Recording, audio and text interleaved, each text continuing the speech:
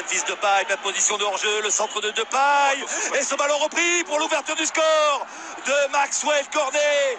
Oh, il est en grande forme, c'est son 5e but sur les 6 derniers matchs, avec une contre-attaque supersonique, et ce bon ballon, un peu cafouillé d'ailleurs par la défense nîmoise, repris tranquillement par Maxwell Cornet pour l'ouverture du score. Ouais, c'est clairement ça. Il y a moyen sur un plan défensif de mieux faire. Mais ce qui est sûr, c'est qu'ils se sont fait sanctionner là. Les Nîmois, dans leur propre registre, c'est-à-dire la contre-attaque, le bon appel entre les lignes de la part de Memphis Depay, le centre en première intention.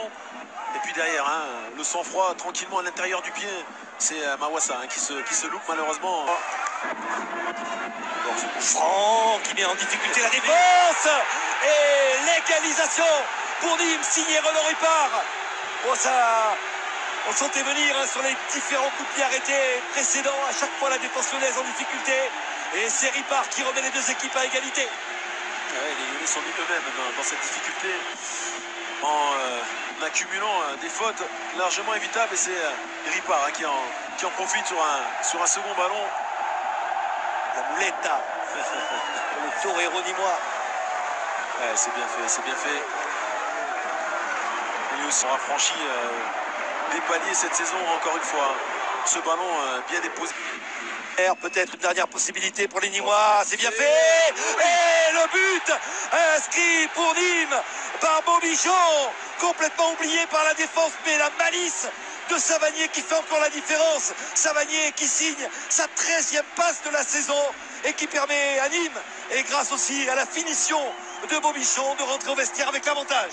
Et il marque effectivement un moment qui a envie de dire qui est très important. Ce sont les arrêts de jeu de la première période, mais que c'est bien amené encore une fois. On a insisté tout au long de la première période sur la qualité de pied, notamment leur capacité qu'ils ont à bien négocier les coups de pied arrêtés. On voit que c'est travaillé, très bonne combinaison. L'appel justement de Bobichon, regardez, qui était lui, variété là aussi. Il faut lever la tête, il l'a vu, Maxwell Cornet. Le décalage est réussi, Cornet qui va tenter sa chance.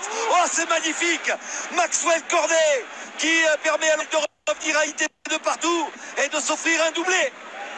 Et comme la semaine dernière, on pensait en difficulté dès l'instant où il s'était remis sur son pied droit.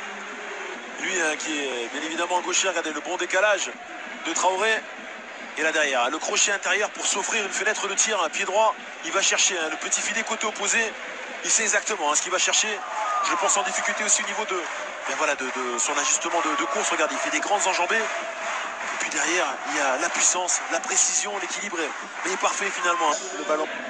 Dombélé en position de frappe. Il choisit le décalage avec Léo Dubois. Dubois qui peut centrer fort. Et c'est Dombélé. Le premier but de la saison pour Tanguy Dombélé, qui va rejoindre l'équipe de France pour les prochains rendez-vous nationaux. Eh bien, il inscrit son premier but de la saison lors de la dernière